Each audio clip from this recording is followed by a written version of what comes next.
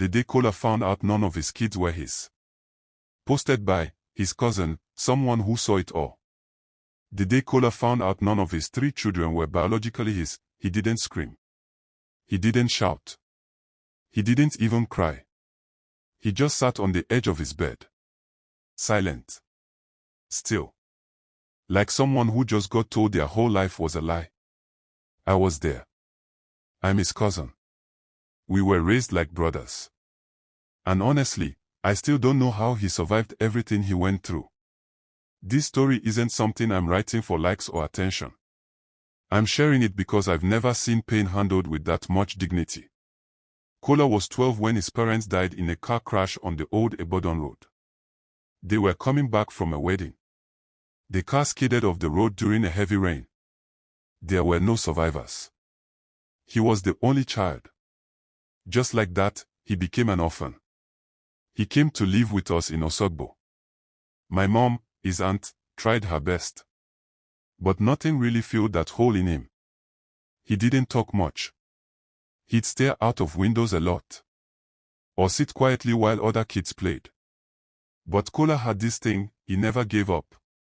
He started hawking pure water in JSS 2, saved to buy used textbooks, and passed WAC with flying colors. He did bricklaying jobs, pushed wheelbarrows, and sold second-hand clothes just to raise money for Nico. He would wake up by 4:30 a.m., help fetch water for our compound, go to school, return, then work again till night. At one point, we all thought he would drop out. But he didn't.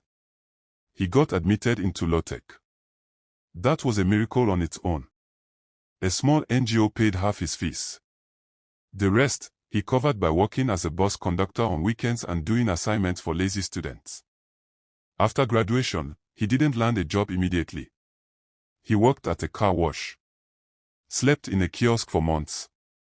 Later, he got a job as a personal driver for a CEO in Lagos. That was the turning point. The man saw something in Kola, his loyalty, his drive, his silence that speaks louder than noise. In 2 years, Kola moved from driver to logistics supervisor. The company sent him for training. He began to save seriously. Bought a plot of land in Mao. Started building. At 32, Kola became a full man. Own house. Car. 2 thriving businesses. Then came Sarah. He met her at a wedding. She was beautiful. A teacher. Soft-spoken. We all liked her. She ticked every box. She was respectful, neat, God-fearing, or so we thought. They got married. Things moved fast. Within the first year, she got pregnant. A beautiful baby girl. Then 2 boys followed. Kola was the kind of father most men envied. He was hands-on. Changing diapers, doing school runs, teaching homework. Even when he traveled for work, he'd call every night. He loved those kids more than anything. But 5 years into the marriage, Kola started falling sick. Headaches. Weakness. He thought it was stress. Until one day, he fainted at work. That was when the hospital ran tests. Blood work, hormones, fertility, everything. The result came in quietly. Kola was infertile. Not recently, from birth. It was from an untreated case of mumps in his childhood, they said. That meant he never could have fathered a child. He was confused. At first, he thought it was a mistake. He did another test. Same result. He didn't talk to anyone for 2 days. When he finally told me, I thought it was a prank. But I saw the results. I saw the quiet in his eyes. Then came the DNA test. I drove him there myself. He collected samples from the kids in the most loving way. They thought it was just for routine health checks. The results came. One after the other. Not the father. Not the father. Not the father. 3 kids. Not one was his. I was there when he told Sarah. He showed her the papers, calm as ever. She froze. Then she tried to deny. Said it was the lab's mistake. said he was trying to confuse her. Kola didn't raise his voice once. He just told her, "I deserve the truth." That night, she packed a small bag and left. 2 days later, Kola found her second phone, the one she hid. That's when everything flipped. There were messages.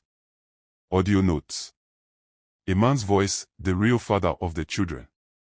Sarah and him had been together for years. They planned everything. The house. The kids. Even Kola's death. Yes, you read that right. They were slowly poisoning his food. She had been putting small doses of rat poison in his meals. It was meant to weaken him until he collapsed from a heart problem. They wanted to take over everything, the house, the business, the life he built from dust. We called the police. They did their work. Collected evidence. Tracked phone calls. She was arrested. So was the man. Now here's the part that made me cry the most. Kola didn't fight for revenge. He didn't sue. He didn't disown the kids. He said, "They didn't ask for any of this. They still think I'm their father. And I am." He took them in. Raised them as his own. And he still does, wakes up at 5 to pack their lunch, takes them to school, prays with them at night. They don't know yet. Maybe when they are older. Maybe not. But for now, they know one thing. Their father is the kindest, strongest man they'll ever meet. Real life moral. Strength isn't in how loud you shout when life hits you. It's in how you choose to respond when the world gives you every reason to break and you choose to love anyway. That's what Kola did. That's what real men do.